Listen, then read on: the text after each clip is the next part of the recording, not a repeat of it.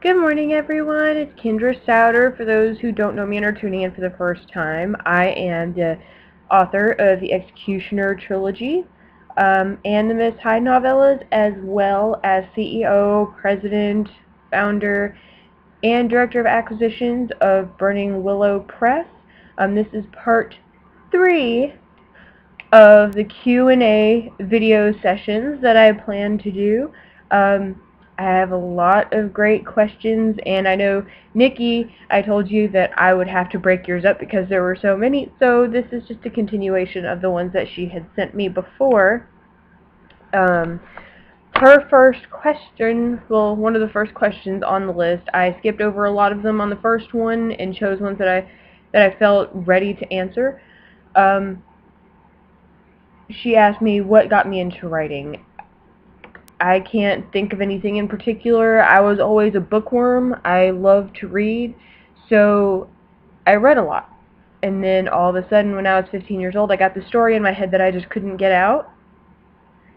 And I figured out the only way to get it out of my head was to put it down on paper. And then all of a sudden, I'm writing parts 2, 3, and back then it was going to be a whole 5-part series, and I'm kind of glad I didn't do that because the storyline would have been really hard to stretch out that far.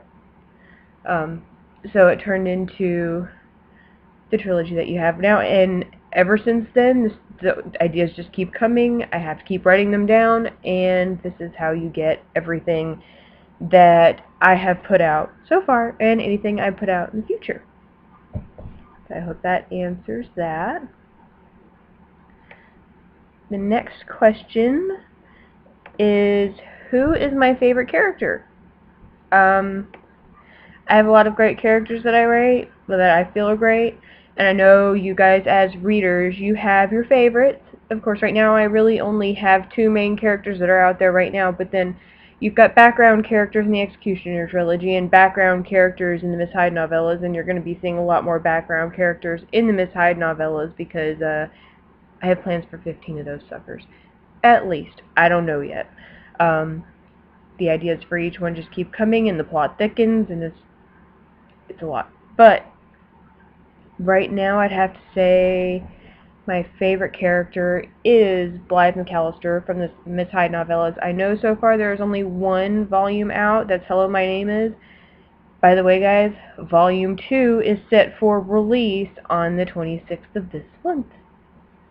So that's coming soon, and we have a whole release party ready for it. There have been 1,300 invites so far, and we have some great authors lined up for that, including one of the best indie horror writers there is today, TJ Weeks. I'm very excited. Yeah, right now, my favorite character that I have is Blythe McAllister, and I think it's because there are so many aspects of myself that I see in her. As some people know, I do suffer from depression and anxiety, and right now the anxiety in this series is palpable, especially in book 2. I'm not gonna give anything away here, but I feel like I can better relate. Now, I'm not a murdering psychopath with an alter ego. Well, a murderous alter ego. I'm not any of that. I thought I'd put that out there. Alright, so the next question is, what do I like to read? I like to read a lot of things. Right now, if you look around my entire house, you're going to see a lot of Stephen King. That's just because I don't have anywhere to put the rest of my books. I have all these bookshelves. I also have about 5 more boxes outside in our shed, so it's just right now we just don't have the room for them. I would show you this bookshelf right here, but it's kind of cluttered, and my house is a mess. But I love to read Stephen King. Stephen King is one of my all-time favorites, has been for a long time. If anything, the first horror movie that I saw was It, and I was young, and I have been a huge fan ever since. Now, I'm not going to lie that I was scared of clowns for a little while after I watched that, but I'm not scared of clowns anymore. So I'm more inclined to read it again now. I just got finished with Revival, it's a while ago, but I read Revival and it was absolutely fantastic. I have not read Dr. Sleep yet, so no spoilers, guys. None. Don't go commenting on here and putting spoilers down because I will not be happy. I also really like Anne Rice.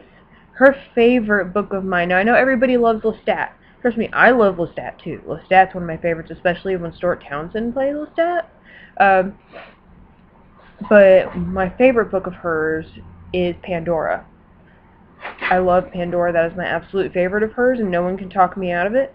I also read a lot of Laurel K. Hamilton. Her Anita Blake series is phenomenal. And so I read quite a lot. I am in the middle of book 3 of Penryn and the End of Days by Susan E. I love post-apocalyptic work, dystopian work, especially, which is why I'm going to go ahead and bring up Dan Wells and the Partials series. I have book 2. I have not read it yet, but I absolutely adore that series. It is amazing. What else? The Hunger Games. Of course, I like The Hunger Games. I'm not going to lie there. I know some people don't. I do. I do not read Twilight. I have read them once, to see what all the fuss was about, and I've seen the movies. And the movies were atrocious, except the very last one, which I was actually able to pay attention to all the way through. The books were okay. I'm not gonna lie, the books were okay, but when I heard sparkly vampires, I kind of lost me. I'm not gonna lie, it lost me. Because for me, growing up, vampires have always been scary, and bloodthirsty, and violent, and now they're sexy and they sparkle in the sun instead of bursting into flame. I just don't understand. But this is where me and Charlene Harris can get along, because hers are scary and sexy, and they burst into flame when they go outside.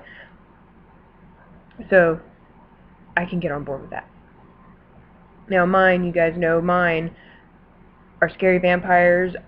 There's some kind of movement out there, I've heard of it before, trying to make vampires scary again, and I am in it, so hopefully we can make that happen. Let's see. One of the next ones is, what inspires me?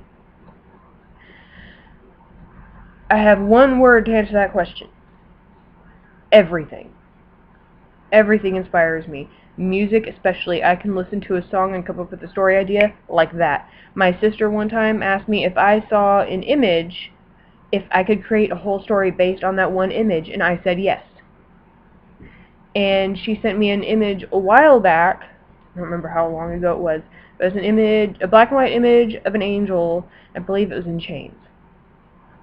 I don't remember what I came up with for that. I'm not entirely sure if I still even have it. But she learned very quickly that I can pull inspiration from anything. This coffee mug, for instance, I can probably, create a story based on that coffee mug. I'm not going to, because it probably wouldn't be very good, but I could. Yeah, everything inspires me. I can watch a movie and come up with a new idea about how, things can be different, or I can, like I said, look at an image. I can walk outside. I can be doing my day job, and all of a sudden an idea just pops into my head, and so it's everything. It's not just one thing. What is this question? Her next question is, what keeps me going? I don't know if she means in general or as a writer, but I'm going to go with as a writer on this one. What keeps me going is you guys. My readers, the people that watch these videos, you guys keep me going. Also, what keeps me going on the other end as a publisher are the amazing authors that I get to work with. We have all kinds of amazing people on our roster, and we're looking to add a lot more. So hopefully we can keep that up. Yeah, that's what keeps me going. The next question is, who is my rock? I have multiple rocks. I'm going to put that out there. It's not just one person. There's my husband, of course, who has always been in my corner when it comes to my work and my company. My mother, who is the same, and has been such an inspiration to me over the whole 27 years of my life, even though I can't remember like the first 3. She's been a huge part of it. My sister's also been very inspirational. I know she's my sounding board if I'm having trouble. Another one is my beta reader, Charles Wolf. He is amazing. I love him. And if I come up with an idea and I'm not sure about it, I can go to him and he can tell me where I'm going wrong, or yes, this invokes the exact emotions that you want it to evoke, and or you're missing something in this plot, there's a hole, you need to fill it, and you need to fill it now. He's also a big fan of mine, and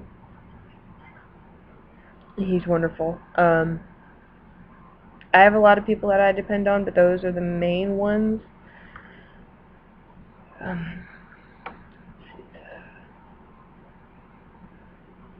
Okay. I'm trying to find another question. What's my favorite ice cream? Okay. I've never been asked this question except by my husband when, the first time he went to buy me ice cream. My favorite ice cream flavor is mint chocolate chip. It has been for years, and I don't see that changing. Now, there is a very close forerunner in the race. I don't know if it'll edge out mint chocolate chip or not, but there's a gelato company called Talenti, and they have a sea salt caramel flavored gelato. It's amazing, and it's not my number 1, it's my number 2. Mint chocolate chip has been my number 1 for the past, I want to say, 15 years. I love it. Another question. I'm going to try and answer as many as I can today. I don't really have a time limit. Cats or dogs? Yeah, another question that has never been asked me by a reader, and I am very happy to see it. If you guys go look on my personal Facebook page, that will be answered very quickly. I am a cat person, and a few weeks ago we had gotten a Maine Coon, and his name is Connor, and so now that makes 3 cats. I don't want to say it's because we don't have children yet, because that's not true. I just love cats. I've grown up with cats my entire life. I've grown up with dogs too, but I can't really form that bond with dogs that I've been able to with cats. I feel like they understand me. When me and my husband talk about it, I say that it's because their soul is as black as mine. Yeah, so I've always been a cat person. Maybe the right dog will change that. I don't know yet. I haven't met one yet. I love some of these questions. I'm sorry, guys. Chocolate or vanilla? I detest vanilla. I'm going to go ahead and say it now. It's boring, it's plain, and I hate it. Me and chocolate are best buds. I love chocolate, and anyone who tries to give me anything vanilla, especially if they know me, I'm looking at them and like, what are you doing? I hate vanilla, and I don't even feel like hate's strong enough of a word. If I didn't have to pay, what would I go to school for? Unfortunately, I've already paid for school, and I have 2 degrees. If I was able to go back, I would get my master's in criminal neuropsychology, which is what my second degree is in. I use it a lot in the Miss Hyde novellas. Those classes really help me understand the psychological aspect of what Blythe is going through, and help me really single out, both personalities. But yeah, if I didn't have to pay, absolutely, if I didn't have to pay, I would go back and get my master's degree in criminal neuropsychology. I feel like it would help really round me out more as a writer, to know more. As some of you guys know, my first degree is in abnormal psychology, studying brain disorders, personality disorders, all that jazz. Schizophrenia, borderline personality disorder, major depression. That's what that's in my second, of course, like I said, is criminal neuropsychology, because I wanted to work with serial killers. I know, I'm crazy. People have told me that. I've even been told by some of my Christian friends, those people are the devil and there is no need to understand them. I don't feel that way. I feel if we can better get into the mind of a serial killer, that we can better capture them before they get too far into their spree, or, do screening early on to see if that person has more potential to become one. So I feel it is extremely important. And I have a theory about why we have serial killers, but I'm not going to share that today because I don't want someone to snatch it from me. Because, of course, like I said, I don't have a master's or PhD, so I can't go do the study myself. Well, I could, but I don't have the same resources. So there's that. If I wasn't a writer, what would my dream job be? This goes back to the question that I just answered. I would be an FBI agent working in their psychological department. They have the profiling department. That's what I would be doing if I wasn't a writer. That would be my dream job. That's what I wanted to do, which is why I went and got my degree in criminal neuropsychology. That's why I have it, is because that's what I wanted to do. So there's that. I'm trying not to keep you guys for too much longer. I know my other videos have been drastically shorter. I have more time this morning, which is why you're getting a longer video. Let's see. Sorry guys, I'm trying to find...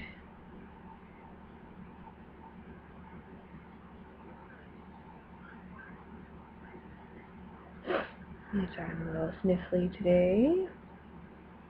Do I have any formal training in writing? Aside from the English that I had to take in college, no. I have been writing for so long that I don't really feel the training is necessary. I know some people are formally trained in writing. I'm not. The closest I ever came to that really was a creative writing class that I took when I was getting my first degree. I love creative writing. Unfortunately, we had to do... The class was on poetry, which I didn't want to do because I didn't think I was any good at it. Turns out I am. Who knew?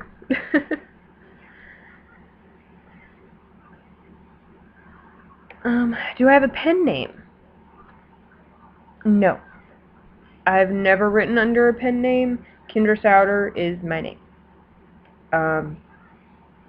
I felt like if people weren't going to like me based on what I wrote, then that was their problem. And so far, writing the Miss Hyde novellas, the erotic horror stuff, has not put my job in jeopardy. Actually, people are asking to buy my books, so I'm having to take like 3 books to work at a time because people are like, oh, well, I want to buy some. So I take them, and they buy them, and they read them, and they love them.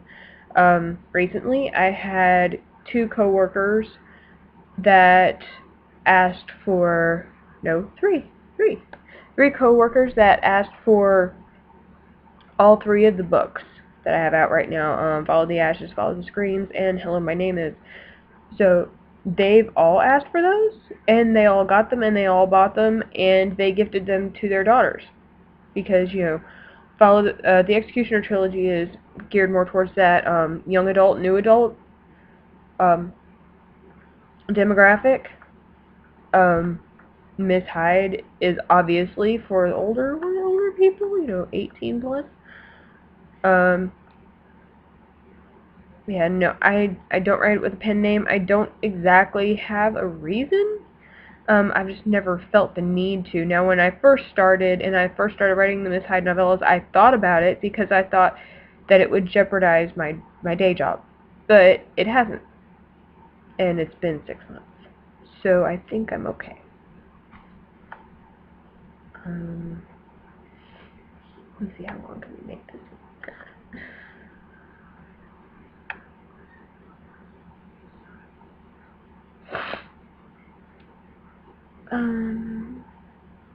What's my go-to drink? Alcoholic or other? I'm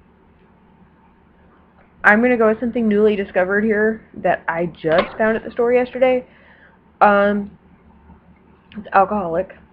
It's hard root beer. Anybody who knows me knows that I'm addicted to root beer. Well, put alcohol in it and you have a writer's dream. I'm not gonna lie, most writers do drink. I don't drink a lot, only socially, or maybe one while I'm writing, sometimes, not very often. But hard root beer, that is gonna be my new go-to drink. The next one after that is Tom Collins. That is my absolute favorite alcoholic beverage on the face of the planet. Now, I know a lot of people are going to say, well, that's a man's drink. You don't need to be drinking that. I'll go, no, it tastes good, and I like it, so that's why I'm drinking it. As far as any other drink that's non-alcoholic, I go to, these drinks are called sparkling ice. They're natural spring water that's flavored with natural fruit juices, but don't have a lot, if any, sugar. Somehow they're able to draw the sugar out of the fruit juices, and they add artificial sweetener that isn't nearly as bad for you as, especially the aspartame-based ones, because none of them are aspartame-based. No, all of them are natural derivatives from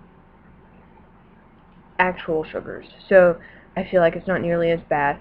Especially with diet drinks. Diet drinks are really bad because they contain a little bit of aspartame in them. I try and stay away from that because they give me a headache. That's that.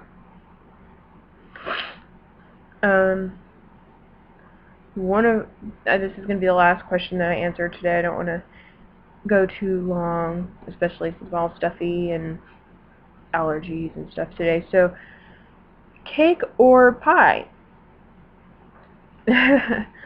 Every Supernatural fan is going to be angry with me considering I am a huge Supernatural fan myself. I love pie. Don't get me wrong, I love pie. But me and cake, we have a love-hate relationship. I love it, and it loves me, but it hates my thighs.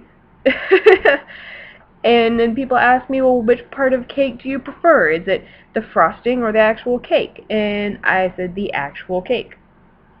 I will take frosting off at birthday parties and eat just the cake, because I don't really care for frosting. It's too sweet. Too much sugar.